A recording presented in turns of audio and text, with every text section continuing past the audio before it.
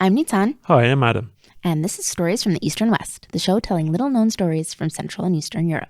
This week's episode is about a painting, but it's not exactly going to be an artistic analysis. No. This is going to be an adventure that a certain painting went on. It involves Nazis, bombs, and a battle for the future of Europe. Possibly the most exciting painting you'll ever hear about. Coming up on Stories from the East and West.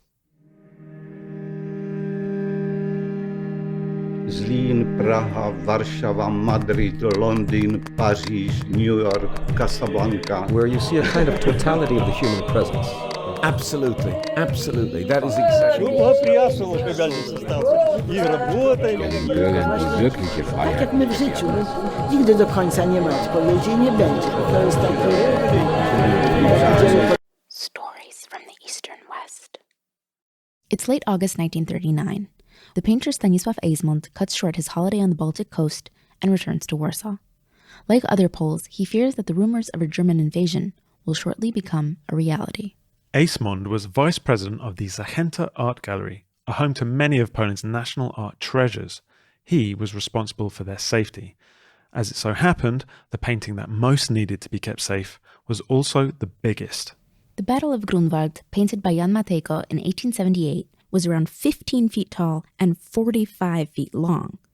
Just so you get an idea of its massive size, here's the sound of our producer walking along the length of it, from one end to the other.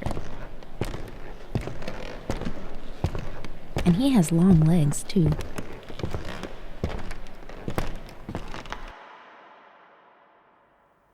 So let's just say that taking down the painting and hiding it from the Germans would be a big challenge. But Eysmont and the museum staff weren't put off. There was just one problem. Wszyscy mężczyźni byli zmobilizowani. All of the younger workers of the gallery had been mobilized for the war. That was art historian Maria Poprzęcka. No, więc tych kilku starszych panów, którymi kierował... And so this handful of elderly men, under the direction of the vice president of the Zachęta Gallery, simply went out onto the street to find volunteers, people that just happened to be passing by, to help take down and roll up a painting with a surface area of 452 square feet, which weighs around 400 pounds. Waży kilkaset kilogramów. Just imagine 11 king-size beds awkwardly taped together. Żeby móc dokonać jakiegokolwiek... For any kind of transportation of the painting to be possible, it has to be rolled up on a special roller, at which point it weighs around a ton. And then, as predicted, on September 1st, Germany invaded Poland.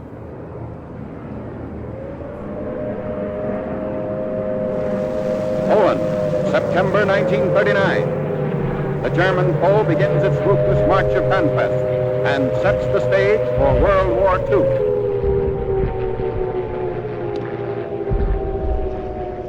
And it was progressing much more quickly than anyone had expected. Obviously, this made the evacuation of Matejko's Battle of Grunwald even more difficult. No więc sobie wyobraźmy sytuację. So, imagine the situation. Warsaw is under bombardment.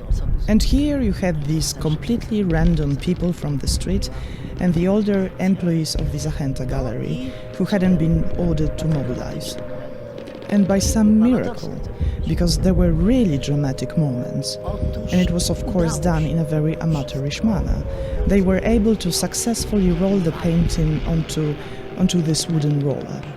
So, this massive painting had at least been rolled up, but now they had to find a way to sneak it out of Warsaw. Udało się. They were able to obtain a transport from the city magistrate, consisting of a platform pulled by horses. Uzyskać transport w postaci takiej platformy ciągnionej przez konie. And so, a couple days after the start of the war, under heavy bombardment, the Battle of Grunwald left the Polish capital. The horses pulled it towards the city of Lublin, about 110 miles southeast. Przez tą wojenną wtedy Polskę, through a war-torn Poland, through roads crowded with people escaping the conflict in both directions. Escorting the painting is Eysmont and a young painter called Bolesław Surawo-Gajduczeni. But before we tell you what happened next, we should probably explain why they, and other Poles, were willing to risk their lives to protect this thing, and also why the Germans were so eager to hunt it down. And to do that, we have to go all the way back to the year 1410.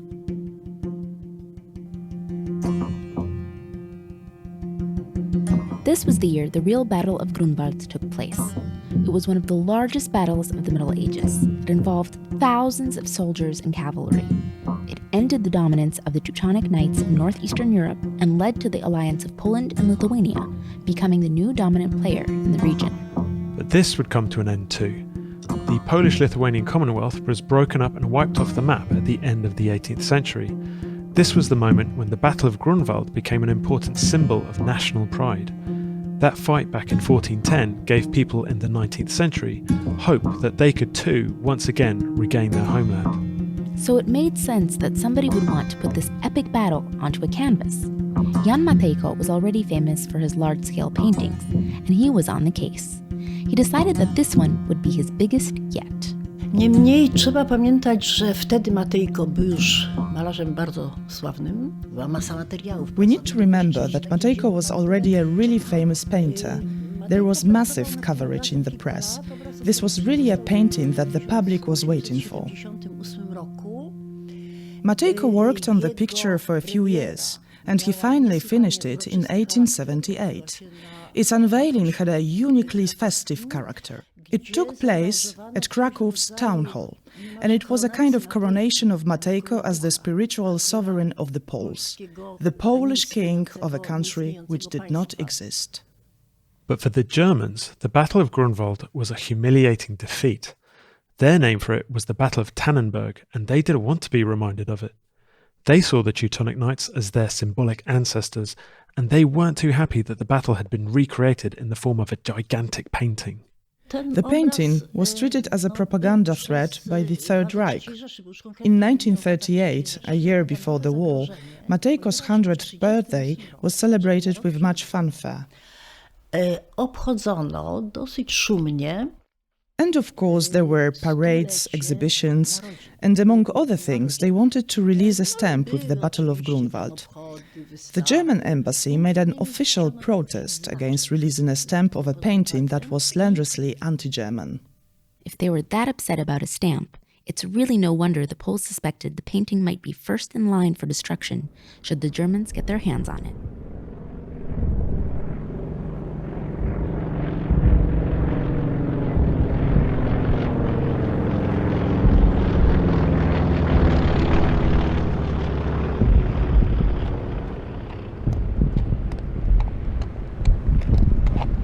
Back in September 1939, Eismond and his young companion were trying to get the painting to Lublin and stop that from happening.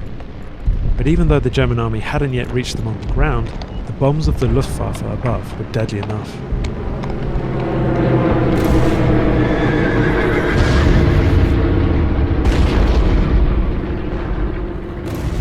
Wiem, że 4 razy wymieniano konie po drodze.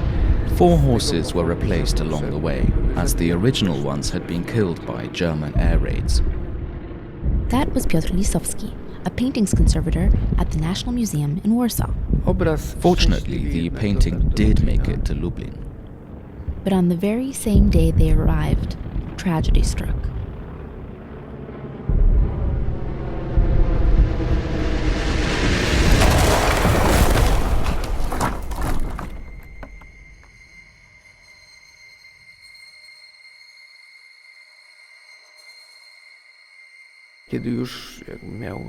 After it had been handed over, the 2 men who had delivered it died during an airstrike. According to Poprzęska, the deaths of Eismond and Surawo Gajducheni only added to the painting's symbolic importance. If we look at the painting from the perspective of its sacralization, its place within Polish culture as something almost holy or a kind of relic, then this precise moment was a crucial part of its canonization. This was something very significant if we take into account Polish sensibilities, Polish culture. Also, we have to remember that the whole time everything is happening with bombs falling everywhere and people dying. The painting was now in the hands of the museum staff in Lublin, and it was obvious that it would have to be hidden, because thematically the picture, well, its subject matter meant that the Germans were going to be looking for it. The painting on its roller was placed in the museum library and built over with a wooden counter. So it was safe for the meantime, but the Germans soon occupied Lublin too, and they had their own plans for the museum.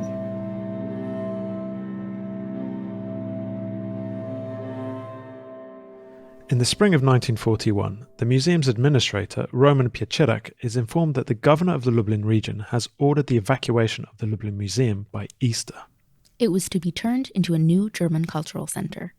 There was little time left until the deadline, but there was no doubt that the painting had to be moved out of the building before the Germans took it over and could easily find it. But now they had to figure out how to get it away safely without them noticing. Well, it just so happened that it wasn't only the museum who had been told to move out. The new Nazi German administrators of Lublin were taking the best apartments for themselves and forcing all the inhabitants out into the streets. Wagons moving furniture and belongings were a common sight throughout the city. So, the museum staff realized they could get the painting out safely by staging their own move. But first, they'd have to find a long enough wagon. It was provided by Franciszek Galera, the superintendent of the municipal warehouses, who was told by Roman Pieczerak that they wanted to hide a certain object there. Galera immediately realized it was important and agreed. He suggested a wagon driver who drove both Poles and Germans around town and who could be trusted. The plan was set for a few days before Easter, when there would be the most traffic. On Wednesday, April 9th, 1941, the moving team are about to spring into action.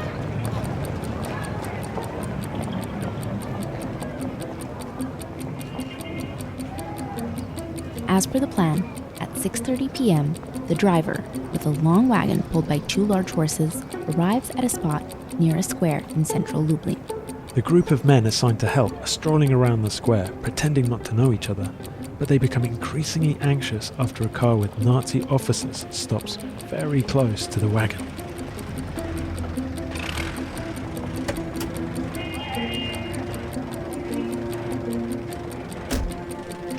Luckily, the car soon drives away. The wagon driver gets a signal and heads across the square.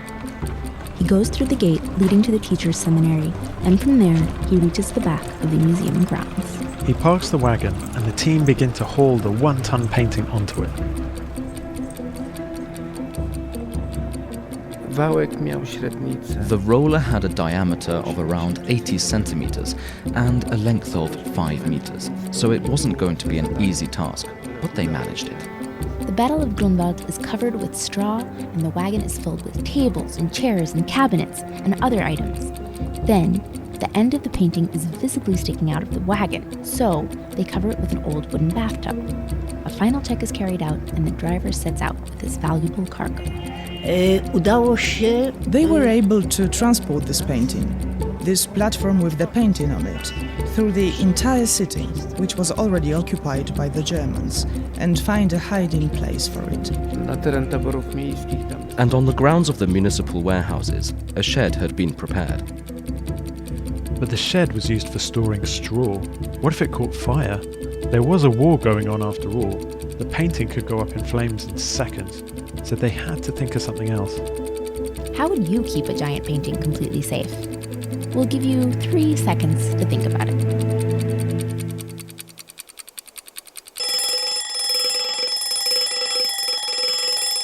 So how did they keep it safe? If you guessed, bury it in a massive hole in the ground and then cover it with a layer of concrete, then well done, you're correct. Teren wokół szopy był odwodniony. The ground surrounding the shed had been drained, and gutters were installed so that water could be drained away safely, so that the painting wouldn't become damaged by water. Nie był narażony na zamoknięcie. I obraz został zakopany. And the painting was buried. And of course, as we know, this frantic determination to hide the painting wasn't some sort of hysteria. Determinacja, żeby ten obraz wywieźć, nie były histerią. Ich möchte nur vor Beginn der Versammlung ein paar kurze Bemerkungen machen. Und zwar habe ich mich dabei auseinanderzusetzen mit einer Reihe von Angriffen der Berliner Presse. Joseph Goebbels, the Nazi German propaganda minister, was determined to find the painting. He put up 2 million Reichsmarks as a reward. That's $90 million in today's money. Zdarzały się listy gończe za ludźmi, There were bounties for members of the resistance that were far smaller. członka ruchu oporu. Of course, the Germans also used other means to try and find it. Many people connected to the Zachęta gallery were interrogated, but still, nobody gave away its location. Besides, I think that some of them simply didn't know what had happened to the painting. One of the caretakers of the painting, who knew where it was being hidden, received an offer from the Germans. They said that in return for revealing the whereabouts of the painting, his son, who was being held in Auschwitz, would be released. Meanwhile, false leads were set up to try and mess up the German search. The Polish government in exile, which knew that the Germans were trying to locate the painting, spread information that it had been evacuated to Canada. They even said there had been celebrations there when the painting arrived in Canada. Whether or not the Germans were fooled by all of this, the painting was never found.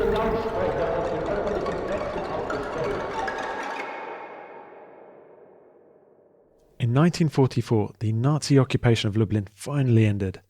This was the beginning of a new chapter for Matejko's Battle of Grunwald, and for the Poles, who were about to get their country back, even if it wasn't on their own terms. The Soviet army was now in control.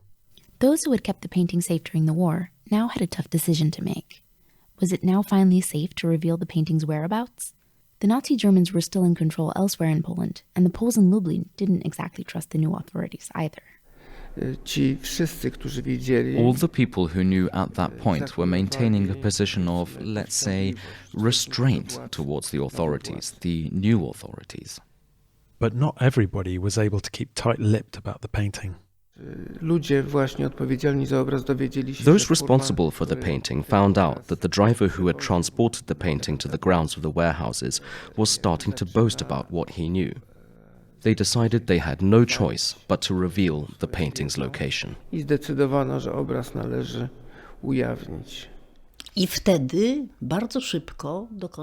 And then, fairly quickly, the painting was unearthed, and this was all filmed by an army documentary team.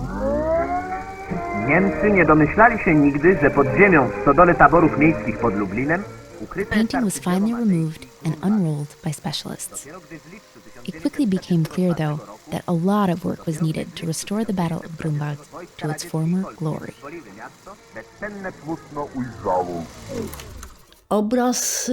The painting, which had spent 5 years lying underground, was now in a terrible state.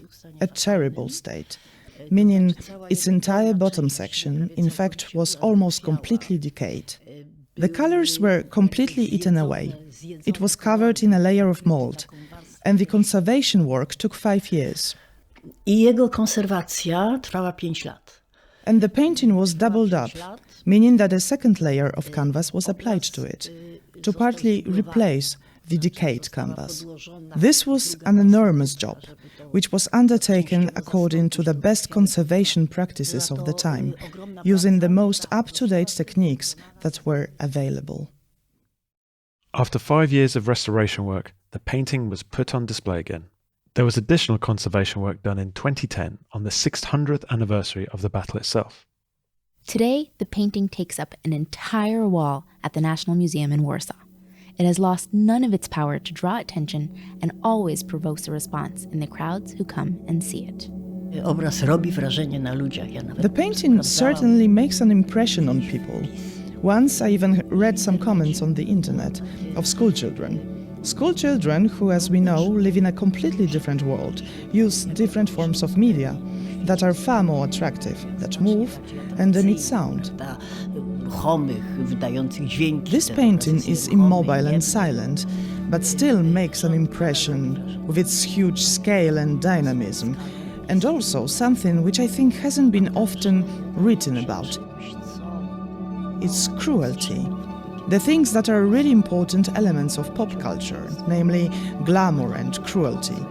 They are both here in Matejko's work. We have corpses, blood, madness, exaggerated facial expressions. This is what makes such an impression. To jest to, co właśnie robi wrażenie.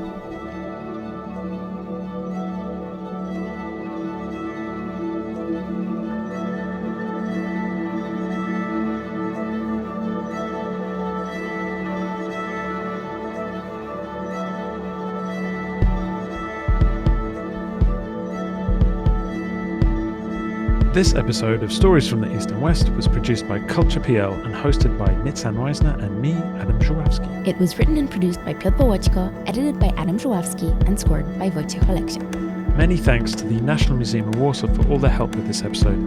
You should go there and check out the painting for yourself. We'd also like to thank Professor Maria Poprzęcka and Piotr Lisowski for speaking to us. And a massive thank you to Stitcher for featuring this episode on their front page. We are bloody chuffed. And for the Americans listening, Adam just said we're extremely pleased and grateful. And if you liked our show, Adam, what should our call to action be this week? Go write an email to your boss saying you have to take tomorrow off because you're listening to all the episodes of Stories from the East and West. Yeah? Yeah, sounds like a good idea. Adam, can I have tomorrow off? No.